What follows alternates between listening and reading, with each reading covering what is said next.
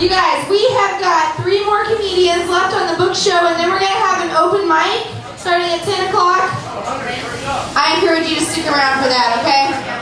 I also encourage you to sink your teeth into some guacamole and some pepperoni rolls. I don't know if I mentioned this that I made earlier today. It's alright, I just like sweated over a hot oven and shit. Wondering if you guys would enjoy them. So the pepperoni rolls are over here for sale. You can get 3 for $6.99, or if you wait long enough, probably just gonna start giving them away. No! Don't buy them. Come on. I have a next comedian. Oh man, you should try the throwback IPA. It's good. It's doing good things for me. We have a man who traveled all the way from Roanoke, Virginia. He's a newcomer to the comedy scene. He's been doing it about 7 months now. He's hilarious. He's gonna bring your attention, trust me, to his beard, all the way down to his belly.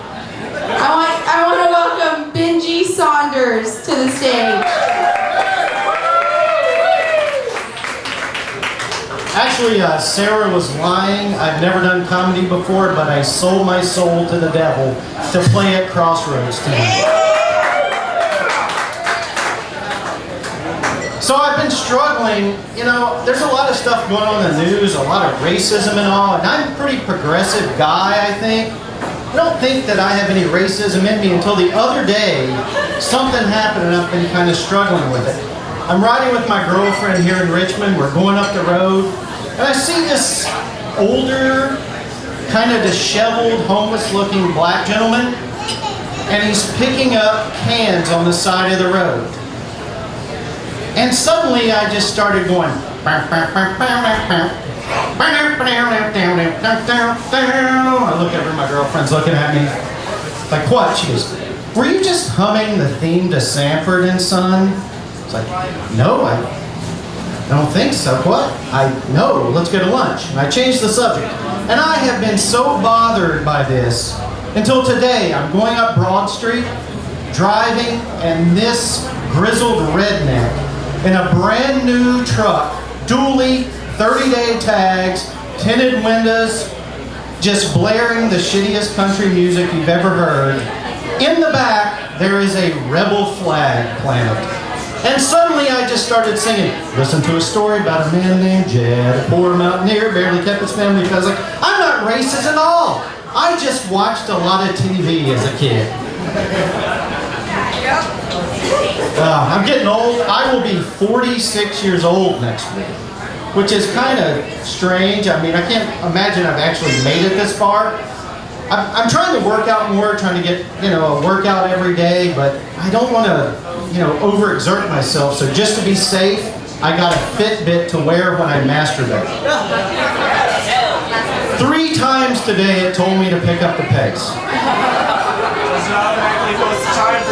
It does, it's not very long. Yeah, see, I don't go to the doctor either. That's the thing. I mean, I don't trust the doctor. Couple reasons. I'm at that age where they want to stick a finger up your ass whenever you go to the doctor, and why would I spend a copay for that when I got tons of people that'll do that for free just for fun? Also, the last time I went to the doctor, I did something you should never do, and I'll tell you not to do this.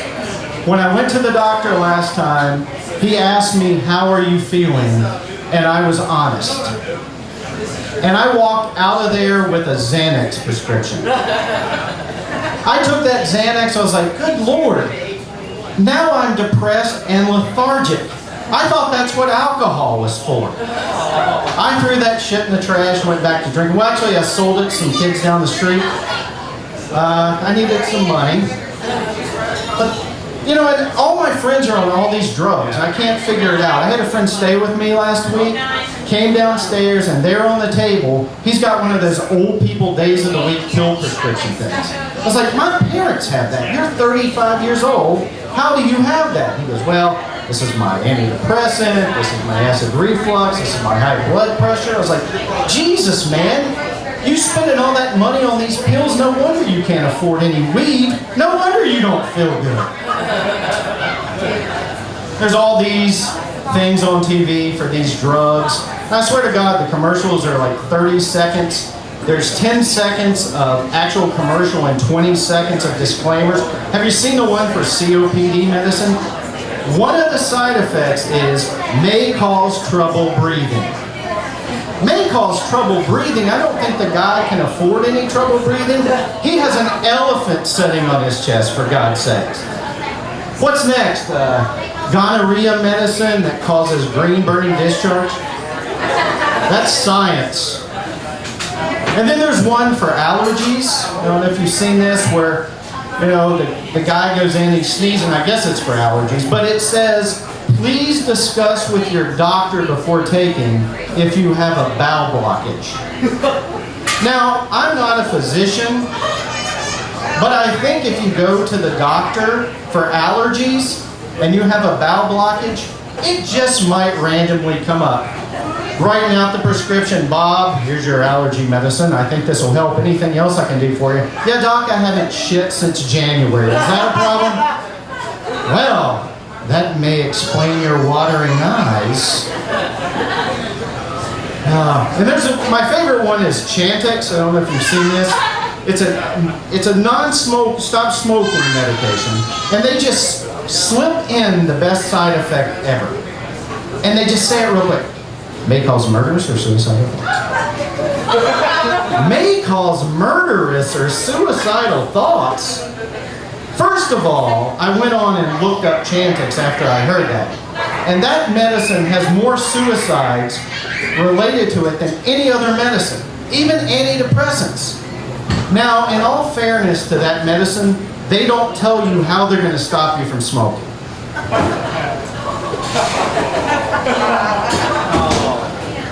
But I'm like, murderous or suicidal thoughts, that's nuts. Oh, I don't know. I'm just getting older, you know. I'm trying to take care of myself better, but I find myself in these bad situations. Like I said, I'm 46 years old. The other day I had the worst situation of my life. I stayed with my girlfriend here in Richmond a lot, and she went to work, and I decided I would kind of do something I normally do to kill 3 minutes a day and rub one out. And I do what I normally do. I got a paper towel, got the lotion, went and found something kind of erotic on TV to watch, put myself right on the couch there where kind of if that hot neighbor looks in, laying out in the sun, she might catch me, and I went to town. Had no idea that my girlfriend was getting off early that day. Opened the door right in mid-stroke. And she just looks at me and I said, all right, before you say anything, let me just say, masturbation is totally normal. Everybody does it. Second of all, iCarly is a great show. All right, you guys have a great night. Thank you.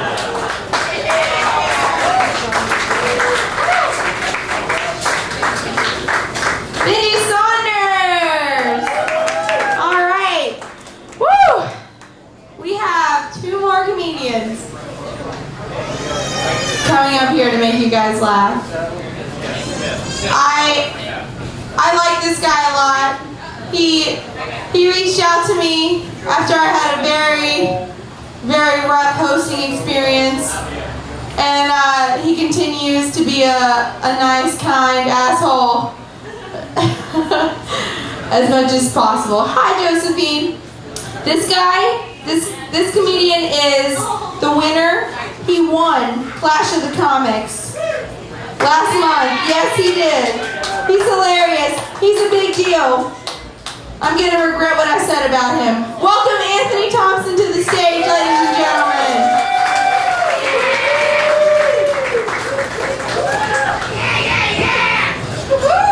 Hello. Just kidding. That's not how I say that. Hello. I don't need you to say anything. I'm gonna say all this stuff. So, before we get started, I know that there's like a lot of young women in maternity dresses here who don't give a shit what I'm saying, but I want to shed some light on a situation that I think a lot of people don't know about. I was born with a rare birth defect. There are a lot of people like me who were also born pretty shitty, and I just want to, like I said, I just want to shed some light on it. I was actually born without any potential, which is hard when you're like an infant and also a loser. But it's cool because I actually had very supportive parents growing up. A lot of people think that having supportive parents just means that one of your parents smokes weed. I wish that was true. Neither of my parents did that. But supportive parents just means like that my parents were willing to lower their expectations of me several times, just like over and over again. So it started out like, hey, go to a good school, get a good job, you'll be happy with yourself. 2 years later though, it was like, hey, you know, maybe reapply at Golden Corral and you know, go to community college. But then 2 years after that, it was like, look, they're probably gonna legalize weed soon. Son, we love you. Just wait it out. I hate my parents. I do, I wish they would not talk to me, but they just keep doing it. I used to be a teacher.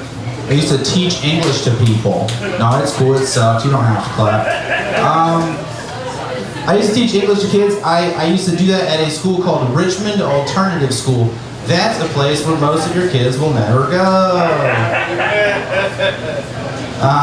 But it was pretty cool. Not because I got to help the kids, because I do not care about them. They were super aggravating. But it was cool because I was finally able to safely buy drugs from the comfort of my desk. Right, which was cool. And also, these kids were finally getting paid to learn fractions. I'd be like, hey kid, how much is an eighth of an ounce? He'd be like 3.5 grams. I'd be like, yo, shut up, for real, how much is an eighth of an ounce? He'd be like, yo, scared money don't make no money, ounces are nothing, get out of my face. That's a drug joke. When I was a teacher, those kids sucked. So, but yeah, I feel like a lot of people give teachers a hard time, teachers are heroes, whatever, I don't know what that means. But we have this problem right now with heroism sort of behind the thing who's not moved at all, which is weird. We keep hearing these stories about people leaving children and dogs inside of hot cars.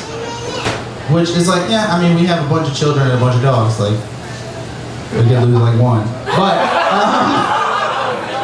But people keep breaking these windows out and saving these kids to the point that they have to like make a law that it's legal, which is ridiculous. Because honestly, are all these people heroes? You're telling me not one of these dudes broke into a car without meaning to save a baby? And just happened upon a baby? Like somebody was like, oh man, that's a nice car.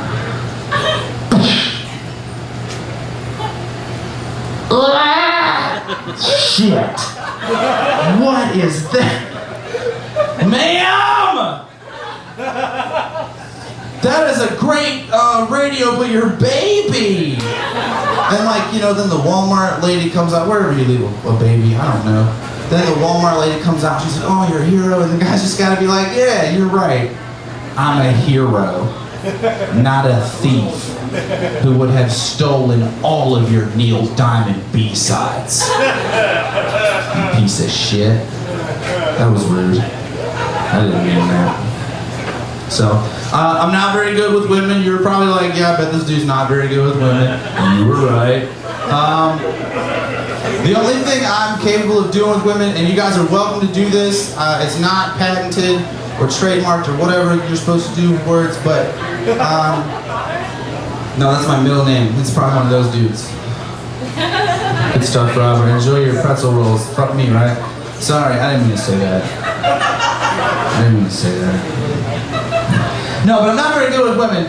One of the only things that I can do is when I text girls, I like to spell stuff incorrectly on purpose. That way, I can wait like half an hour when she doesn't text me back and text her the correction and just jumpstart the conversation again. So I'll text girls stuff like, "Hey girl, what's going on?" Wait like half an hour. Be like, "My bad, I meant what's going on." Or, you know, like, "Hey girl, what are you gluing tonight?" You know, wait a little while. "My bad, I meant what are you doing tonight?" Unless you're scrapbooking, and then that's a valid question. My personal favorite though is, "Hey girl, can I blush your hair?" Or like half an hour, be like, "My bad, where do you live?" No, but I do have a real job. One of the cool things about having this job I have now is we all have email addresses, and they let us have a lot of like freedom with adding our credentials and designations. So I work with this lady who says stuff like Nancy Smith, AIC, MBA, CPCU. I don't know what any of that shit means. So I like to sign my emails with Anthony Thompson, GED, AA, AARP, DUI. No, I'm gonna get out of here on this. I'm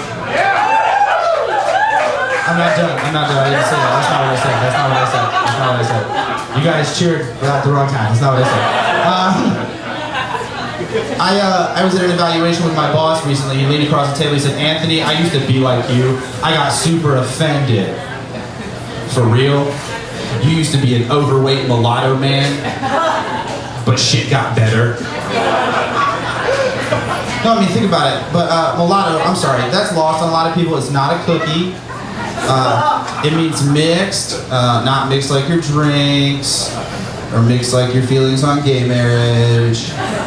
Mixed like my dad's dad is black, and my mom's dad is pissed about that. He's not happy. God, you guys made me want to die. Give it up for your host, Kareem Abdul-Jabbar.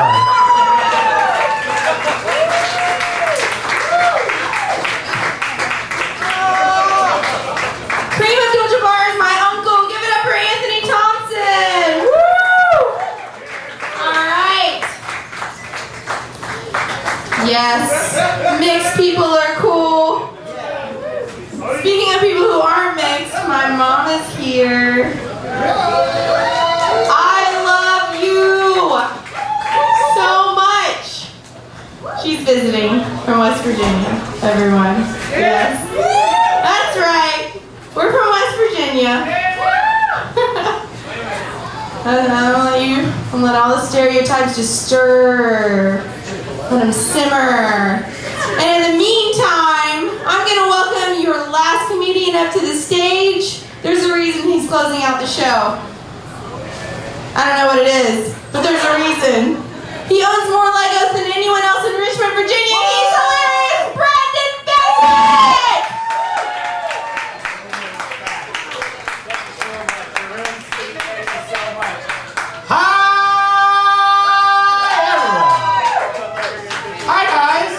Are you worried? You guys are in the splash zone.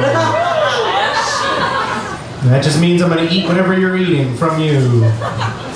Guys, I'm Brandon. How are you guys doing? Everyone having fun out on the patio? Awesome. Guys, I'm from Richmond. We have a bunch of great sayings here. My favorite is Richmond. The skyline's so nice they burned it twice. Tecumseh Sherman. Someone's like, my dad paid $45,000 so I could understand that joke. God bless it.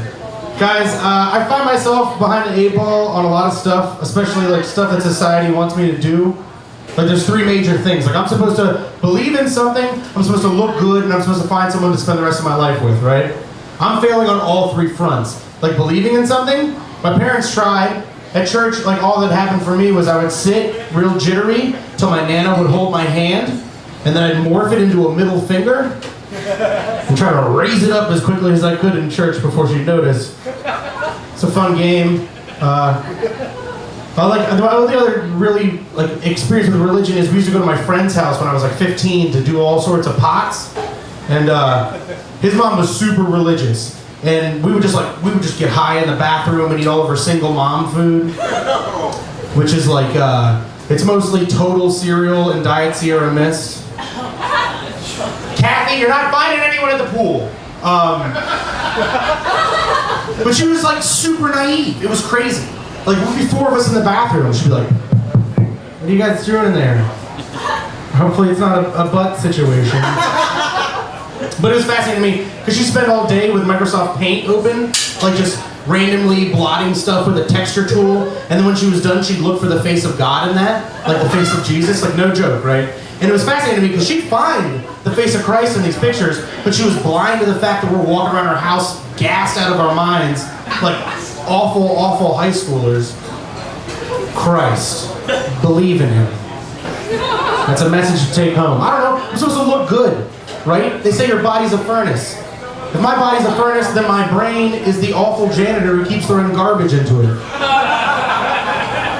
Like every night I eat fast food because it performs 2 functions. 1, it fills you up, and 2, it like makes you very sleepy, like almost worriedly sleepy. And that's good. I'm trying to get these birds stoned all at the same time, get home, and Christ-urbate while the Simpsons are on repeat. Overshare. Fair enough. Guys, I recently saw a show called Animal Hoarders.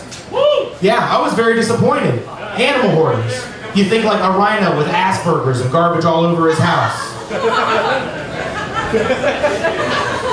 The animal's the hoarder. They said this was a smart room. Oh, guys, I used to own a puppy mill. Yeah. Turns out no one wants ground puppy. Oh, if you don't laugh at that joke, Michael Vick wins. Yeah, I got really quick. Guys, I was driving around recently, I saw a bumper sticker. It said, abortion stops a beating heart. It's like, damn, that is serious for a bumper sticker. It's like, well, that could be worked out. Like, we could fix that. Just cut it short. Abortion stops a beating. Just end it right there. Oh, read Freakonomics and calm down. You kidding me? The data is there. Wake up, people! But they will definitely sell your kids' body parts if you abort them. I'll buy them. I love tiny things. It's a weird problem of mine. Wake up. Recently I saw a guy with a sign that said homeless vet. Dude, that's on you. All right, 6 years of college, open a practice. The business is booming right now. Everyone's got pets. Really? All right, fine. God damn it, you people. I love it. Thanks, Dad. Jesus Christ. Is it just me, or is it just me, or is shish kebabs just a horrible trap for fat people? If you're gonna kill me, just ask me to kill myself. You don't have to hide a sharp knife in some delicious food. You're being a real asshole. The Girl Scouts won't deliver cookies to my house anymore. It's not a sexual thing. They just don't think I should be eating anymore of these things. It's a weight issue. I'm getting into weirder and weirder porn. Started out like pretty, well, not normal, but just kind of harmless Eskimo kissing. Right? 2 people rubbing their noses together. Now I'm into Eskimo bukkake. Yeah, it's when 6 dudes just sneeze on one girl for like 20 minutes straight.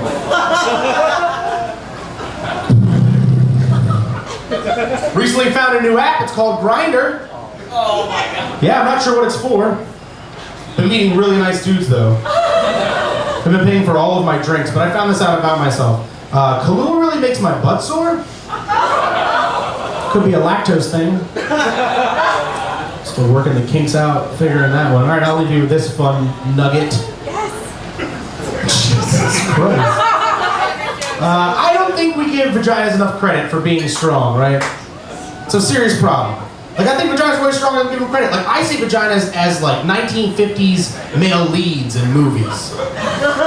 Right? Strong, keeping everything inside themselves, adhering to a strict schedule, getting a 5 o'clock shadow. Like all the stuff a classic male lead does. And what's funny is we don't talk about how a penis is super effeminate.